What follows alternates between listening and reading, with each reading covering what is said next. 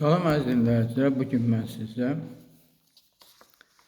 gizli təşkilat rubrikasından çıxış edəcəm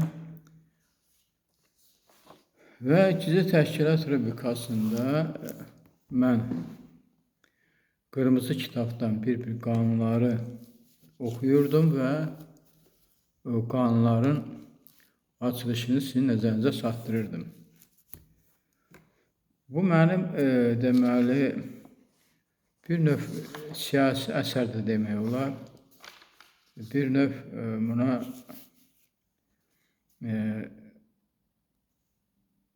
ədəbi əsərdir demək olar. Ümumiyyətlə bu əsərimin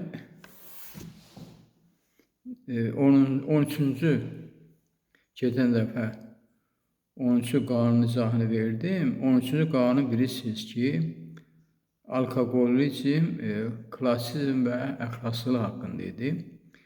Bu haqda mən sizə geniş məlumat verdim. İndi əsərimi oxuyuram, sonra növbəti qanuna çatanda o növbəti qanunu oxuyacağım və xahiş edirəm qulaq asın. Əcnəbi şaha dedi ki, sənin qarşında duran əsas məsələlərdən biri hökumətin prinsipi və qaydalarını həyata keçirməkdir. Şifrəmiz güc və ikiyüzlülükdür.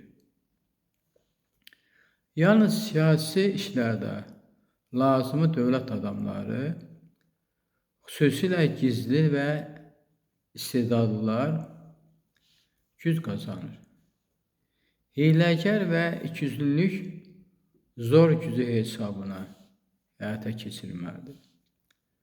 Hökumət üçün əsas qayda hər hansı bir gücün agentlərinin ayağına tac qoymamaqdan ibarətdir. Bu pis niyyət məqsədə çatmaq üçün, belə deyək, məqsədə çatmaq üçün yeganə vasitədir. Hədəfimizə çatmaq üçün aldatma, xəyanət və rüşvət verməkdən istifadə etməliyik.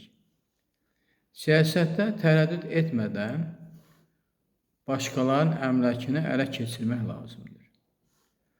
Bunun üçün biz gücə malik olmalıyıq. Dövlət məmurlarının hər birinin böyük sayda əməkləri var. Bu məmurların içərisində zəif bəndlər seçilir. Güclü bəndlər bir yerə yığışıb, zəif bəndləri məhv edərək, onların sərvətlərini öz arasında bölüşdürürlər. Ona görə də dövlət məmurları zəif bənd olmaq istəmir. İndi bu qanun deyil, bu mənim fikirlərimdir. İndi biz qanuna keçməzdən əvvəl bu dediyim fikirlərdən bir neçə qısa formada sizin nəzərinizə çatdırım. Məsələn, burada deyir ki, yəni ki, hər bir dövlət rəhbəri deyir, mütləq deyir, dövlətin deyir, prinsiplərinə və qaydalarına ciddi riayət etmə, nəzərdə saxlama dövlət rəhbəri. Dövlət rəhbəri öz gücünü göstərməlidir. Yəni, hər bir hansı bir dövlət rəhbəri hakimiyyətdə qalmaq istəyirsə, onun güc strukturları var və bu güc strukturlarına arxalanır və güc strukturlarının köməyi ilə öz, deyək ki, taxtını saxlayır. Və eyni zamanda dövlət rəhbəri ikiyüzlü olmalıdır. Bax, bu ikiyüzlü xarakteri olmasa, o dövlət rəhbərini hakimiyyətdən tez yıxarlar. Dövlət rəhbərləri xüsusi istedada malik olmalıdır, xüsusi qabiliyyətə malik olmalıdır. Əgər belə olmasa, onun ətrafındakı olan məmurlar dövlət rəhbərini zəif olduğunu görüb, onu məhv edə bilərlər. Dövlət rəhbəri hiyləgər olmalıdır, eyni zamanda. Müəyyən siyasətdə öz hiyləgərlik missiyasını həyata keçirməlidir, yerinə yetirməlidir.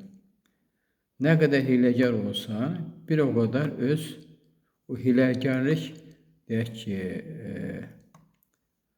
hiləgər fəndlərlə sən öz düşmənlərini məhv etmək qüdrətinə malik ola bilərsən. Sonra güc agentlərindən istifadə etməlisən. Hər bir təşkilatda sənin agentlərin olmalıdır. Hər bir təşkilatda sənə qarşı o təşkilatın müdirləri və yaxud da nazirliklər, təşkilatlar və bunlarda nazirlərdir, təşkilatlardır və s. Orada sənin agentlər olmalıdır. Hər bir nazirin əmək fəaliyyətini daim nəzarətdə saxlamaq. Düzdür, Dövlət Təhlükəsizlik Xidməti bu barədə bütün nazirləri, dövlət təşkilatlarını, eyni zamanda icra hakimiyyətlərini izləyir, nəzarətdə saxlayır. Ancaq hər halda Dövlət Təhlükəsizlik Xidmətindən başqa dövlət rəhbəri mütləq hər bir deyək ki, nazirlikdə, deməli təşkilatlarda deməli özünün xüsusi agenti olmalıdır, gizli agentləri olmalıdır. Və bu gizli agentlər ona daima məlumat verməlidir. Hər bir nazirlikdən, təşkilatdan, deməli orada gələn proseslərdən dövlət rəhbərini məlumatlandırmalıdır. Deməli, bir də burada belə bir siyasət yeridilir. Dövlət məmurları, deməli, hər hansı bir dövlətdə müəyyən oliqarxlar fəaliyyət göstərir və bu oliqarxlar da mütləq özlərini qorumaq bacarığına malik olurlar. Belə ki, deyək ki, müəyyən vəzifədə çalışan bu milyardları olan oliqarxlar çalışırlar ki, özlərinin təhsilini qorusunlar və eyni zamanda onlar istəyirlər ki, güclü bənd olsunlar. Və deyək ki, ümumiyyətlə deyək ki, tutaq ki, nazirlərdir, komitə sədrlərdir, deputatlardır, icra hakimiyyətidir və s. Hamısı bir növ yarışa çıxırlar ki, nə qədər sərvət toplasalar, var dövlət sahibi olsalar, bir o qədər güclü bənd olacaqlar. O, deyək ki, nazirmi, yaxud deyək ki, komitə sədrimi, yaxud da deputatmı, icra hakimi və s. Əgər o zəif bənddirsə, onu o güclü bəndlər məhv edəcək. Və görəcəklər ki, məsələn, bir nazirin yaxşı sərvətləri çoxdur və ancaq nazir zəifdir. Bu, nazirin zəif olduğunu görüb, onun ətrafındakı başqa nazirlər həmin naziri sıxışdıracaqlar, həmin naziri zəif bənd olduğuna görə onu deməli sıradan çıxaracaqlar, onun bütün əmlaklarını o güclü bənd olan nazirlər həmin nazir bütün əmlaklarını əlindən alacaqlar və öz sərvətlərini artıracaqlar. Ona görə də bunu misal çəkəm. Nazirlər çalışırlar ki, hamısı bu sərvət toplamaqda öndə olsunlar, güclü bənd olsunlar, zəif bənd olmasınlar ki, onu o ətrafdakı nazirlər onu məhv etsin. Və hər bir nazir özünü güclü bənd kimi göstərməyə çalışır. Bu da əlbəttə ki, özünü güclü bənd kimi göstərməklə başqa nazirlərə anladır ki, siz mənə toxuna bilməzsiniz, mən güclü bəndəm, mən sizin hər birinizi məhv edə bilərəm və sizin hər birinizin sərvətinizi, mal dövlətinizi əlindən ala bilərəm. İndi əlbəttə ki, bu nazirlər də elə belə deyil. Məsələn, dövlət rəhbəri özü görür ki, bu nazirlərdən hansısa zəif bənddir və o birinci elə özü dövlət rəhbəri o zəif bəndi məhv edir. Ta ki, nazir də nazirlikdən çıxardır və nazirlikdən çıxardan kimi o başqa nazirlər başlayır onun əmrəklərini əlindən almağa, zorla, güclə, ya könüllü yolla, ya da zor yolla həmin o işdən çıxmış nazirin bütün əmrəklərini öz əllərinə keçirməyə çalışırlar. Əvvəlcə aşağı qiymətlə həmin onun mülklərini alırlar. Əgər nazir, keçmiş nazir verməsə, onu zor yolla onun əmlakını müsadirə edirlər, əllərinə keçirirlər. Belə bir proseslər bütün dövlətlərdə olur və indi burada mən bunu ümid edim. İndi biz növbəti bir qanuna keçək. Mən qanunu ta sıralamıram, bu 12-ci qanun, 13-cü qanun. İndən sonra ümumi bir sıralama olmadan bir qanun kimi adını çəkəm. Yəni ki, eləcə filan qanun izahı vermək istəyirəm, bax bu cür. Sonra əcnəbi Odda Yurdu şahına dedi ki, növbəti mərhələni terror üzrində qurmaq lazımdır. Bütün dünya sülh yolla fəth edən dövlət müharibənin dəhşətlərini daha az görünən yerə dəyişdirmə hüququna malikdir. Terroru müdafiə etmək, məqsədə uyğun edamları həyata keçirmək. Məsələn, edam ta ki, İran dövlətində edam prosesləri hələ də var. Mən deyək ki, cinayət etmiş insanları edam edirlər. Yəni, bu İranda bir hadisə var. Demək, terroru müdafiə etmək, məqsədə uyğun edamları həyata keçirmək, İtaətkarlığı itaət etdirmək vacib şərtdir.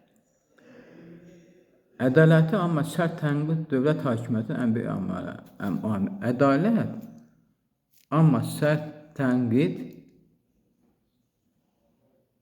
deməli belə deyək də, ədalətli, amma sərt tənqid dövlət hakimiyyətinin ən böyük amilidir.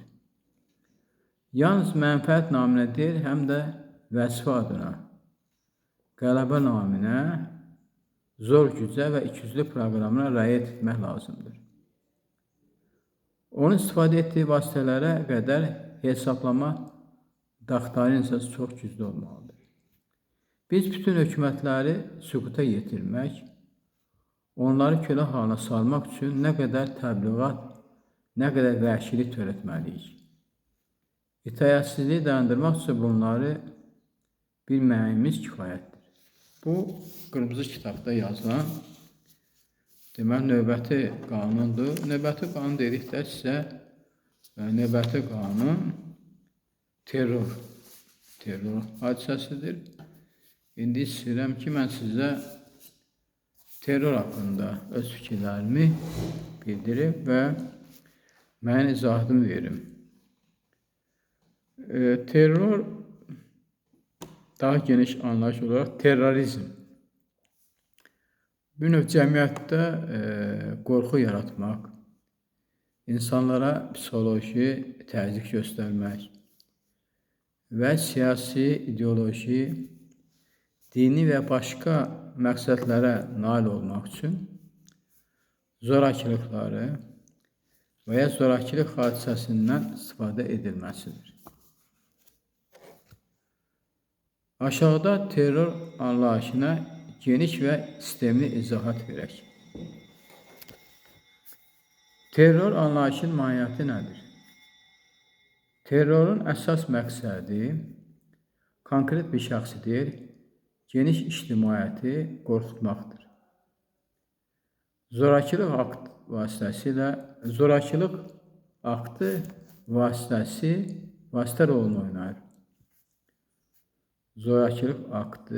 vasitə rolunu oynayır.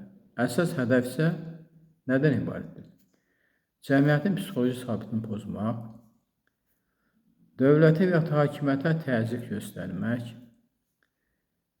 ideoloji mesaj yaymaqdır. Terror və terrorizm haqqında fərq biz indi nəzərdən keçirək. Terror nədir, terrorizm nədir? Yəni bunların bu iki anlayışın fərqini sizə nəzərdən çatdırım. Yəni terror deyəndə biz nəyə başa düşürük? Terrorizm deyəndə biz nəyi dərk edirik? Terror deyəndə qorxu yaratmaq üçün həyata keçirilən konkret, zoraki akt və ya üsuldur. Bu terrordur. Terrorizm deyəndə biz nəyə başa düşürük? Terror aktlarını sistemli şəkildə ideoloji və ya siyasi məqsədlərlə həyata keçirilən fəaliyyət formasıdır. Görürsünüzmü? Terrorun mənası ayrıdır, terrorizm mənası ayrıdır. Yəni terror bir hadisə ola bilər, terrorizm isə davamlı bir strategiyadır. Terrorun indi biz əsas növlərinə keçək. Terrorun hansı əsas növləri mövcuddur? Birinci, siyasi terror. Siyasi terror deyəndə biz nəyə başa düşməliyik? Hakimiyyətə təsir etmək və ya onu devirmək məqsədi daşıyır. Tarixdə dövlət çevrilişləri və silahlı qruplar bu növə daxildir. Məsələn, dini motivli terror. Bu dini motivli terror deyəndə biz nəyi anlayırıq? Dini ideyaların zorakılıq yolu ilə yayılması, dinin təhrif olunmuş şəkildə istifadə edilməsi, bax, bu da dini motivli terrora aiddir. Məsələn, milli etnik terror, ayrı-seçkilik, müstəqillik və ya üstünlük iddialarıyla bağlı olur. Sonra dövlət terroru, dövlətin öz vətəndaşına qarşı sistemli qorxu və zorakılıq tətbiq etməsidir. Sonra fərdi terror, tək bir şəxs tərəfindən törədilən, lakin geniş təsir yaradan zoraki aktlardır. Bax, bu belə.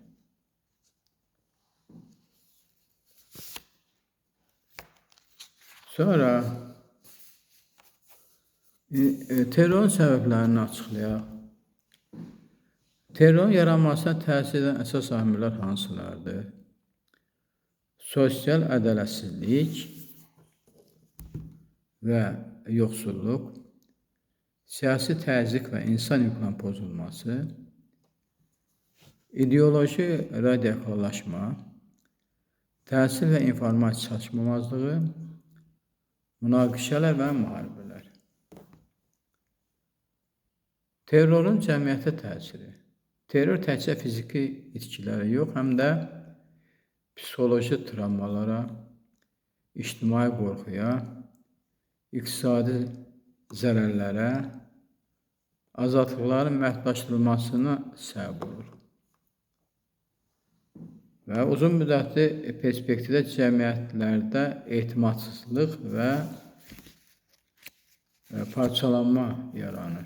Bax, bunu biz bir növ bu cür qəbul etməliyik. İndi terrorla mübarizə yollarını haqqında mən fikirlər söyləyək. Hüquqi və beynəlxalq əməkdaşlıq, maarifləndirmə və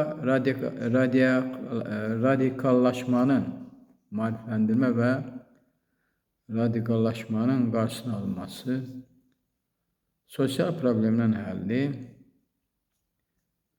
media savadsızlığının artırılması, insan hüquqlarına hörmətlə təhlükəsiz tədbirləri. Var beynəlxalq hüquqda terror, belə bir terror da var. Beynəlxalq terror deyəndə burada terror aktları nəzərdə tutulur. Terror aktları deyəndə biz nəyə nəzərdə tuturuq? Burada Birləşmiş Millətlər Təşkilatı və digər beynəlxalq təşkilatlar tərəfindən cinayət hesab olunur. Mülki alanın hədəfə alınması müharibə cinayəti və ya insanlığa qarşı cinayət sayıla bilər. Beləliklə biz belə nəticəyə gəlirik ki, terror yalnız zorakılıq deyil, qorxu üzərindən idarə etmə cəhdidir. Onunla mübarizə təkcə güc ilə deyil, həm də təhsil, ədalət və sosial sabitlik vasitəsilə mümkündür. İndi burada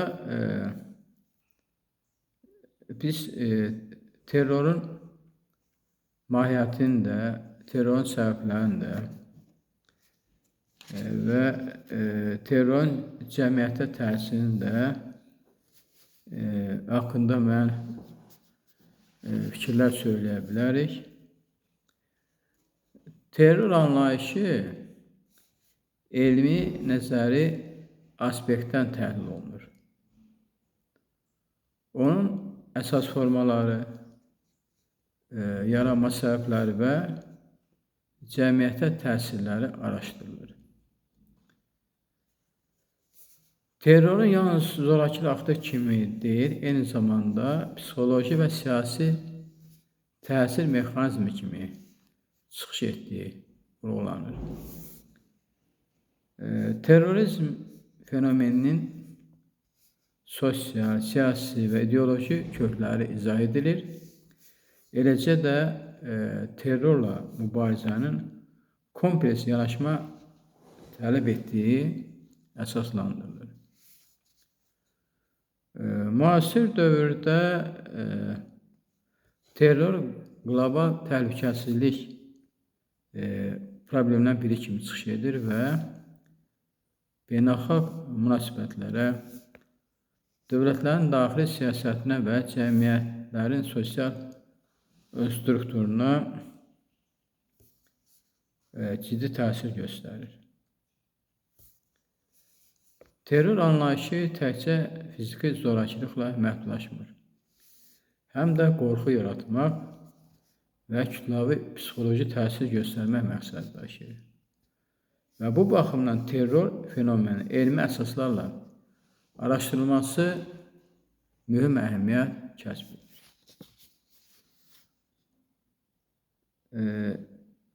Terror anlayışı zorakılıq və ya zorakılıq ədəsi yolu ilə siyasi, ideoloji və ya dini məqsədlərə nail olmaq cəhdi kimi izah olunur. Terrorun əsas xüsusiyyəti onun simvolik xarakter daşımasıdır. Zorakılıq aktı konkret hədəfə yönəlsə də, əsas təsir geniş ictimai düzəndə qorxu yaratmaqdır. Terror və terrorizm anlayışları bir-birə sıx bağlı olsa da, eynilik təşkil etmir. Terror konkret zoraki aktı ifadə etdiyi halda, terrorizm bu aktların sistemli və ideoloji əsasla həyata keçirilməsini əhatə edir. Terrorun əsas formaları deyəndə biz onun terror ümumiyyətlə, terror fenomeni müxtəlif formalarda təzahür edir. Məsələn, siyasi terror deyəndə biz nəyə başa düşürük? Siyasi terror deyəndə siyasi hakimiyyətə təsir göstərmək və ya onu dəyişmək məqsədi daşıyır. Tarixdə inqilabi hərəkatlar və silahlı qruplar bu növə aid edilir. Var, deməli, dini motivli terror. Dini motivli terror deyəndə burada dini ideoloqların zorakılıq yolu ilə yayılmasını əsas göstərir. Bu zaman din çox vaxtı təhrif olunmuş formada təqdim olunur. Sonra olur milli etnik terror da var. milli və etnik üstünlük, müstəqillik və yaxud da ayrılma tələbləri də buraya daxildir. Dövlət terroru deyəndə dövlətin öz vətəndaşına qarşı sistemli zorakılıq və ya qorxu siyasəti yürütməsi xarakterizə olunur. Terrorun yaranma səbəblərinə gələndə terrorun yaranması tək bir amillə izah edilmir.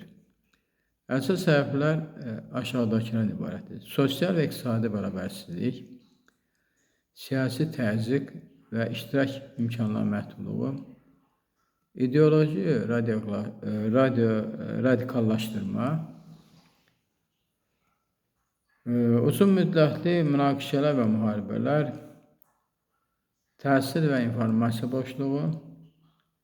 Əlbəttə, bu amillər fərdlərin və qrupların radikal ideologiyalarına meyilləməsinə zəmin yaradır. Terrorun cəmiyyətdə terrorizm cəmiyyətdə hansı təsir göstərir? Bunu izah verək. Terror aktları cəmiyyətdə həm birbaşa, həm də dolayı təsir göstərir. Bu birbaşa təsirlər insan itkisi və maddi zərər ilə ölçülür. Dolayı təsirlər isə psixoloji travmalar, sosial qorxu, ictimai etimadsızlıq və demokratik azadlıqların məhdudlaşdırılması kimi özünü göstərir. Uzun müddətli perspektivdə terror cəmiyyətin əsas sosial birliyini zəiflədir. Terrorun mübarizə əsas istiqamətləri hansılardır? Elmi yanaşmalara görə terror mübarizə yalnız güc tətbiq ilə məhdudlaşmır. Effektiv mübarizə aşağıdakı komponentləri aid etməlidir. Hansı amilləri aid edir? Onlar haqqında mən fikir söyleyeyim. Hüquqi və institusional mexanizmlərin gücləndirilməsidir. Beynəlxalq əməkdaşlıqdır. Sosial ədalətin təmin edilməsidir. Təhsil və maarifləndirmədir. Radikallaşmanın qarşısının alınmasıdır.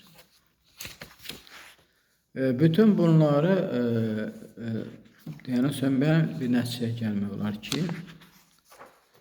deməli, terror müasir cəmiyyət üçün kompleks və çox ölçülü bir təhlükədir.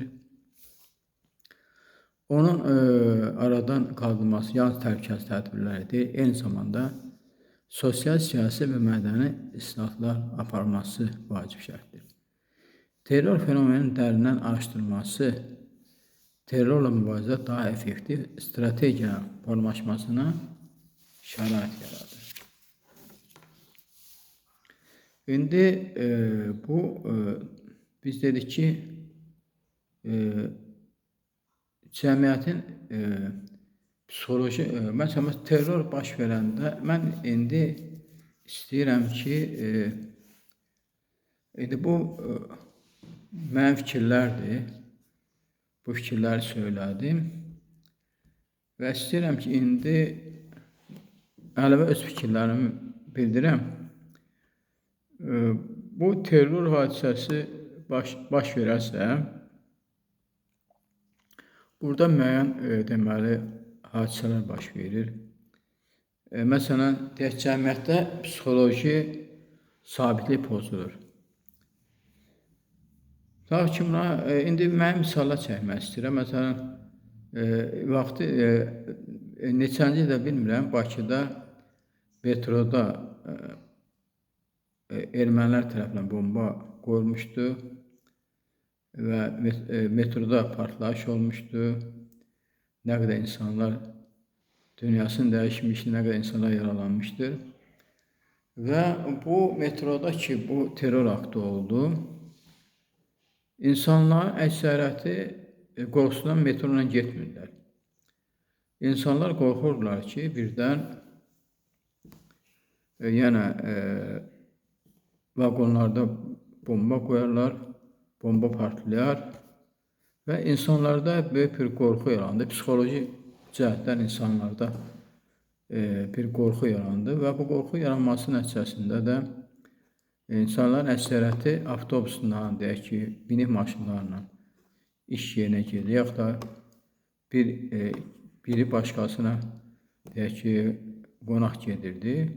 Yəni insanlar bir növ nəqliyyat sistemindən istifadə edəndə metrodan istifadə etmirlər. Başqa nəqliyyat vasitələrindən istifadə edirlər. Və müəyyən bir deyək ki, məsələn, bir ay keçəndən sonra insanlarda bu psixoloji proses yaddan çıxdı. İnsanlar elə bir ki, o psixoloji vəziyyətdən çıxdılar. İnsanlarda psixoloji sabitlik yarandı və insanlar başlarda nəqliyyat vasitəsi kimi yenə də metrodan istifadə etməyə. Və yaxud da ki, tutaq ki, hər hansı bir dövlətə təzyiq göstərmək istəyirlər. Bunu misal üçün, deyək ki, Türkiyədə, məsələn, ictimai yerlərdə, bazarda, yaxud deyək ki, müəyyən insan kütlələri toplanan yerlərdə, hətta deyək ki, dini ocaqlarda məsələn, terror hadisələri törədilirdi. Dəfələrlə bunu biz televiziyada eşidirdik ki, Türkiyənin falan şəhərində bazarda bir terror hadisəsi oldu, yaxud da deyək ki, məsəl üçün deyək ki, hər hansı bir konsertdən və hər hansı bir deyək, başqa bir insanların yığıldığı bir yerdə, yaxud da deyək ki, dini ocaqda terror hadisəsi baş verib, bomba qoyub partladıblar. Və bununla da bu terror təşkilatları deməli Türkiyə dövlətinə təzyiq göstərməyə çalışırlar ki, siz nə qədər deyək ki, bizə münasibətinizi dəyişməsəniz, biz terror hadisələrini davam etdirəcəyik. Yəni belə hadisələr Türkiyədə tez-tez baş verib. Elə Azərbaycanda da bu terror hadisələrini biz şahid olmuşuq, görmüşük. Və yaxud da ki, ideoloji yollarla, deyək ki, dövlətə təsir olur. İnformasiya vasitəsilə, kütləvi informasiya vasitəsilə, məsələn, hansı bir dövlətə deməli, təsir edirlər. Misal üçün, deyək ki, məsəl üçün, Rusiyanın birinci kanalı, Rusiya bir kanalı. Rusiya bir kanalı həmişə Azərbaycanı pisləyir, bu kütləvi Ermənistanı müdafiə edir, Azərbaycanı pisləyir, Azərbaycanı təcavüzkar bir dövlət kimi hesab edir. Və o Rusiya bir kanalında çıxış edənlər, biri deyəsən Simonyandır, adları yadımdan çıxır. Nəsə orada aparıcılar daima Azərbaycana qarşı təhqiramiz sözlər deyirlər, Azərbaycana qarşı bir növ haqsızlıq edirlər, tənqid edirlər və bu da bir növ Rusiya bir kanalının, deyək ki, bu Rusiyanın bir möhtərəm bir kanalıdır. Orta bir kanalından sonra ikinci bir kanal, Rusiya bir kanalı və orada çıxış edənlər Azərbaycana qarşı həmişə mənfi çıxışlar edirlər. Azərbaycanı təhqir edirlər, Azərbaycan millətini təhqir edirlər. Bax, bu ideoloji mesaj deyəndə, bax, bu nəzərdə tutulur. Ümumiyyətlə, terror deyəndə insanlarda qorxu yaratmaqdır. Yəni, insanları qorxutmaq üçün bu terror hadisələrini yaradırlar. Məsələn, Fransada terror hadisələri olubdur, başqa dövlətlərdə də terror hadisələri olur, Əfqanistanda terror hadisələri olubdur, Suriyada da, İraqda da biz terror hadisələrinə tez-tez rast gəlmişik. Səudiyyə Ərəbistanında terror hadisələri olubdur. Bu terror hadisələri deyəndə biz burada terrorun özünün dedik ki, müxtəlif aspektdə formalar var. Məsələn, siyasi terror dediyimiz elə bu Türkiyədəki o terror hadisələrini törədilər. Bazarlarda, məscidlərdə insanların toplandığı, kütləvi toplandığı yerlərdə ki, bu terror hadisələri törədilər. Bu siyasi terror, çünki bu həmin o terror təşkilatlarının Türkiyə hökumətinə qarşı, Türkiyə dövlətinə qarşı, Türkiyə prezidentinə qarşı bir növ siyasi terrordur. Bir də var dini terror,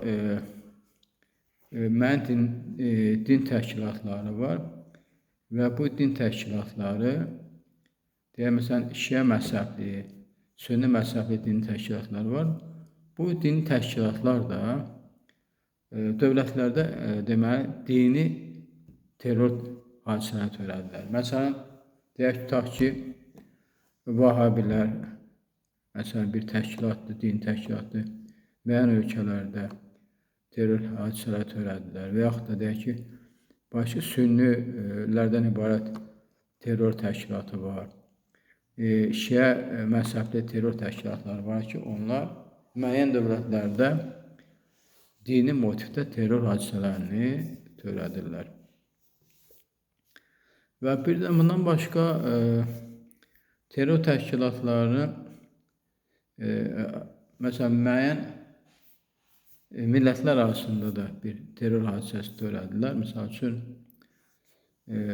ta ki biz vaxtilə Gəncədə ermənilərlə biz Azərbaycan arasında qarşıdurma durdu və yaxud da Sumqayıtda Azərbaycan ermənilər arasında olan qarşıdurma. Bunlar hamısında biridir ki, xarici dövlətlərin agentləri bu hadisələri törətdilər. İstər Gəncədə, istər Sumqayıtda belə hadisələri törətdilər. Belə milli zəmində olan terror hadisələrdə bu terror hadisələri deməli xarici dövlətlərin agentləri törədiblər.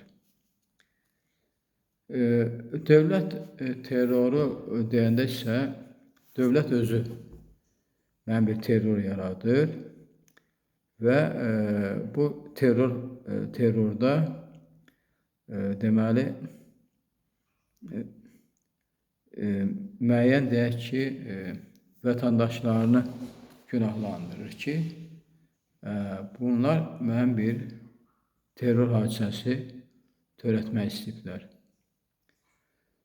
Bu deməli yadımda deyil, Xalq Cəbhəsi dövründə mi olubdu? Yoxsa mən təxminən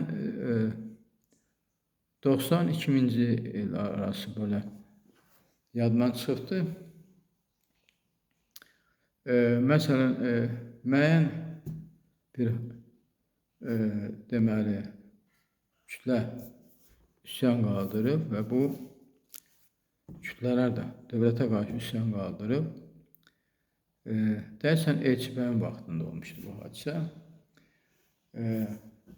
Üsyan qaldırıb dövlətə qarşı, dövlət prezidentinə qarşı üsyan qaldırıbdı. Və burada bu,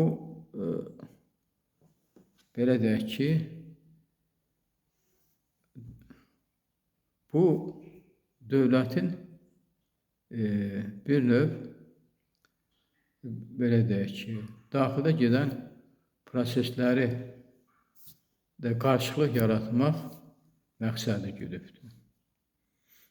Və nəticədə də əlbəttə ki, burada o terror hadisəsində iştirak edən vətəndaşlarımız nə qədəri, hətta günahsızlar belə həbs olunurlar, türmələrə atırlar, neçə illərə yatırlar türmədə, məhv olurlar.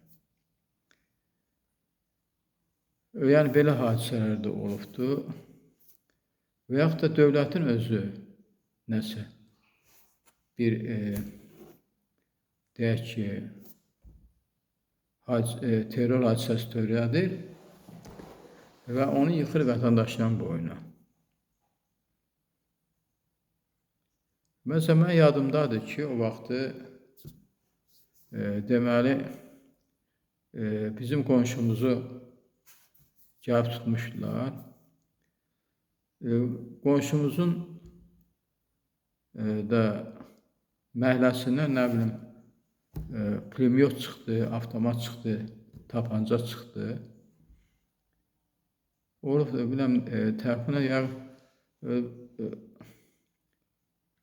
90-2000-ci il arasında. Tarixi yadımdan çıxır.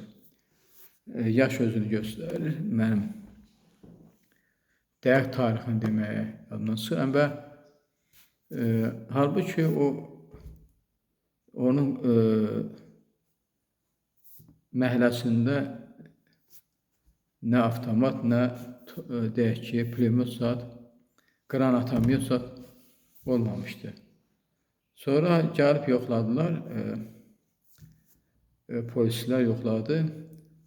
Orada pulemyot çıxdı, qranat çıxdı, nə bilim, avtomat çıxdı. Hətta 5-6 dənə pistolet çıxdı. Adını qoyurlar ki, bu qonşunun işidir. Qonşunu tutular, 15 il iş kəsdilər. Halbuki qonşunun günahı yox idi. Boynuna qoydular. Nə var, o hansısa bir cəriyana qoşulmuşdu. Və beləcə onu şəhərlədilər, tutdular. Haqsızlıq elədilər. Bax, belə hadisələr olubdur 90-2000-ci il arasında, yəni o vaxtda. Belə, yəni ki, dövlətin müəyyən, deyək ki, dövlətin öz vətəndaşlarını qarşı terror hadisəsi törətmək. Dövlət terror törədir, öz vətəndaşını boynuna qoyur. Və dövlət terrorizmi o deməkdir ki, yəni dövlət öz vətəndaşına zorakılıq göstərir. Xalq müstəqil istəyir, xalqın müstəqil olmaq üçün müəyyən bir terror hadisəsi törədir və o müstəqili tələb edən kütlələrin rəhbərlərini tutub basırlar. Birinin evindən tapanca çıxır, birinin evinə avtomat çıxır. Bu da çox asan bir şeydir. Evinə tulluyurlar polislər tapancanı ya avtomatı. Bununla da onu şəhərləyib tuturlar. Yəni dövlətdə belə dövlət terroru bu demək ki, dövlət öz vətəndaşlarını şəhərləyib onu tuturlar, həbsxanaya salırlar, günahlandırırlar. Və son prosesdə deyək ki, fərdi terrordur. Fərdi terror bir nəfər tutaq ki, terrorçu özünə bomba bağlayıb, gəlir bazara, bazarda partladır və həm özür, həm də ətrafında olan 30-40 nəfər, 50 nəfər insanlar ölür, nə qədər yaralanır. Buna da deyirlər fərdi terror. Belə fərdi terrorlar Türkiyədə təhsil olubdur. Özləri əksəriyyəti qadınlar olubdur. Özlərini minlə bağlayıblar. Sonra da bazarın içində göndəriblər, orada da özlərini partladıblar. Nə qədər günahsız insanlar dünyasını dəyişir. Ne fikir verirsinizmi? Yəni ki, təkcə burada yox, başqa ölkələrdə də təkcə Türkiyədə söhbət getmir elə. Başqa dövlətlərdə də belə hadisələrə ümumiyyətlə rast gəlinirdir. İndi mən çox misallar göstərə bilərdim. Çox hadisələri, yəni mən bu həyatımda çox hadisələr görmüşəm. Yəni o vaxtı 90-2000-ci il arasında gördüm belə hadisələr olub ki, dəhşətli hadisələr olubdur, onların şahidi olmuşam. Yəni Bu hadisələr haqqında da mən sizə məlumat verdim. Əziz dinləyicilər, bununla da mən istəyirəm ki, bugünkü çıxışımı da yekunlaşdırım və hələlik bu qədər. Sağ olun, gələn görüşlərə dək.